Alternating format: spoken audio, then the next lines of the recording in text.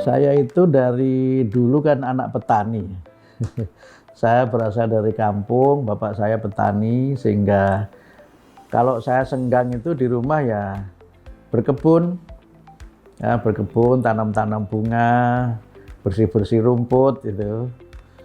Kemudian yang kedua juga saya pelihara ayam di rumah.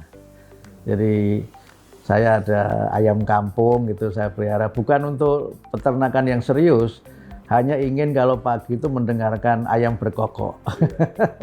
Saya kadang-kadang rindu ya suasana-suasana kampung di mana habis subuh gitu menjelang matahari terbit itu ada suara-suara ayam, suara-suara alam gitu.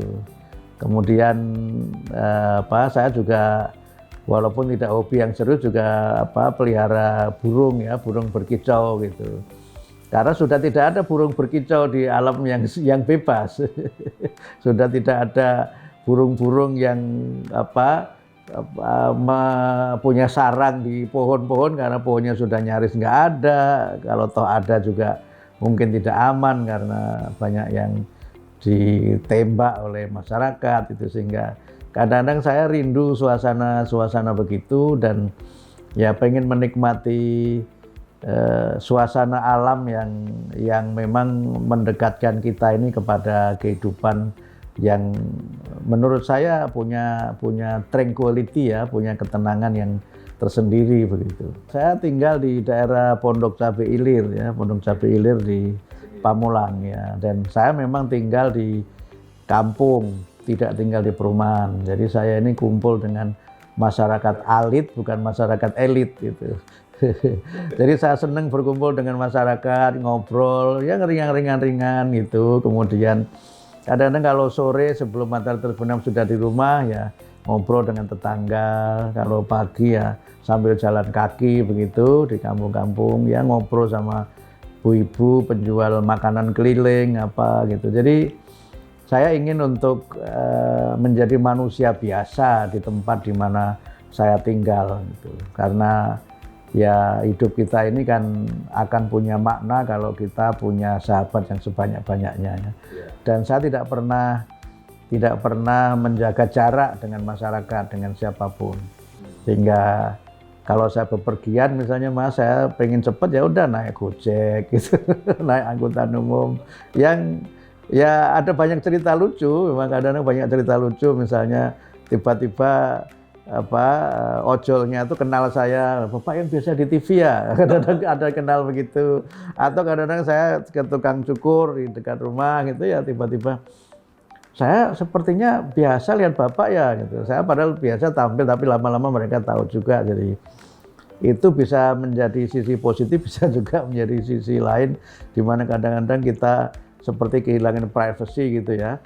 Tapi bagi masyarakat sekitar itu mereka bangga itu. Oh, tetangga saya suka di TV, tetangga saya ternyata orang terkenal gitu. Kadang-kadang itu juga menjadi satu suasana yang membuat kenyamanan sosial itu bisa saya rasakan karena kita tidak menjaga jarak dengan masyarakat walaupun secara ekonomi atau secara pendidikan itu sangat jauh berbeda gitu. Jadi saya banyak sekali mendengar bagaimana hidup sehari-hari dan melihat hidup sehari-hari masyarakat. Dan di dekat rumah saya kebetulan saya memang hobi badminton Mas, walaupun tidak pandai ya, tapi hobi aja. Saya senang main dan kalau main sama saya lawan saya lebih senang karena saya selalu kalah. Jadi saya bikin lapangan bulu tangkis di dekat rumah itu untuk menjadi public gathering, jadi ketika ketemu masyarakat ngobrol gitu, main-main, dan itu lapangan terbuka juga, jadi ada seninya kan, kita mukul ternyata lebih kenceng karena didorong angin, jadi lebih lambat ya ditahan angin. Itu satu hal yang menarik juga kan, kita bisa rilis dari berbagai persoalan dengan kita bermasyarakat itu. Dan itu sudah saya lakukan sejak saya dari dulu ya, saya memang suka itu. Dan kadang di kantor PP Muhammadiyah juga sama teman-teman wartawan, biasanya kalau Kamis sore kita main di PP Muhammadiyah di lantai 5 itu sama kawan-kawan redaksi sambil Menikmati suasana aja, cerita yang rileks-rileks. Ya kadang-kadang dapat bocoran halus dari wartawan. Tapi saya sudah bilang nggak ada wawancara loh ya, gitu. Itu juga bagian dari kita membina relasi sosial ya.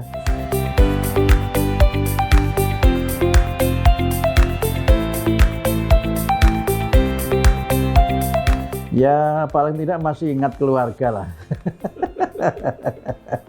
Itu satu hal yang saya jaga betul gitu, sehingga walaupun saya banyak kegiatan, ya terutama kalau saya keluar kota itu keluarga tahu saya pergi kemana, acaranya apa, untuk berapa lama gitu, dan selalu keep in touch ya, dari mulai check in, mulai boarding, mulai take off, mulai landing, itu semuanya kita ya sampaikan ke keluarga untuk tetap keep in touch.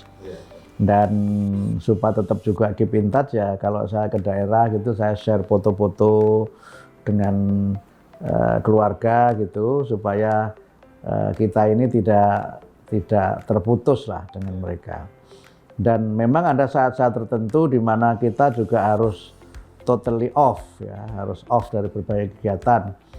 Walaupun itu mungkin tidak banyak ya, misalnya saya usahakan dalam 1 bulan itu minimal ada 1 hari di mana saya tidak ceramah, saya tidak luar kota gitu, full menjadi suami, menjadi ayah dari anak-anak saya gitu, dan ya menjadi orang biasa yang ingin untuk ya coba untuk ya kita kan perlu menjadi diri sendiri juga, kira-kira begitu. Dan itu memang juga kesepakatan, walaupun kadang-kadang juga tidak selalu bisa ya, misalnya karena saking banyaknya permintaan gitu, kadang-kadang hanya tidak luar kota saja tapi masih ngisi ceramah di dekat-dekat rumah atau di Jakarta gitu. Dan memang ini menjadi tantangan tersendiri Mas, karena Muhammadiyah ini kegiatannya kan sebagian besarnya di hari libur, Sabtu Ahad atau hari libur gitu, sehingga kami di Muhammadiyah ini tidak ada tanggal merah. Tidak ada tanggal merah, justru Muhammadiyah itu kegiatan itu pada hari libur. Dan kalau semua dipenuhi itu memang bisa tidak punya hari berkeluarga sama sekali. Jadi selain saya mencoba untuk mengosongkan 1 hari dalam sebulan itu untuk full bersama keluarga, kadang kalau senggang saya ya walaupun sebentar gitu, misalnya ya makan malam bersama, makan siang bersama gitu, tidak harus sehari penuh, tapi kebersamaan untuk momen bersama keluarga itu juga menjadi hal yang memang saya pentingkan ya. Nah, termasuk misalnya kadang-kadang kalau sudah benar-benar tidak bisa, itu saya ajak salah satu dari anggota keluarga, ngajak anak saya, ngajak istri saya untuk ke daerah, terutama yang mereka belum pernah berkunjung ke daerah itu gitu, sehingga ada kebersamaan gitu. Kadang-kadang kalau sedang ada rezeki juga saya ajak semuanya. Jadi misalnya keluar kota, acaranya itu pagi saya sudah datang, misalnya sore sebelumnya, malam nginep, kemudian bisa eksplor kota itu bareng beberapa saat, baru paginya acara misalnya. Ya sesempat mungkin kita usahakan tetap ada bersama keluarga lah. Dan itu memang salah satu cara untuk kami bisa terus berkomunikasi. Dan itu juga yang dilakukan oleh anak-anak saya. Jadi kalau mereka pergi juga selalu menyampaikan pergi kemana, acaranya apa, sharing info dan sebagainya. Yang kadang-kadang juga kadang saya sempatkan untuk ya sekedar cerita-cerita lucu gitu, cerita-cerita ringan, tidak ilmiah sama sekali, tapi disitulah kebahagiaan itu terbina ya, sehingga kalau ada ungkapan bahagia itu sederhana ya itulah kebahagiaan bersama keluarga gitu.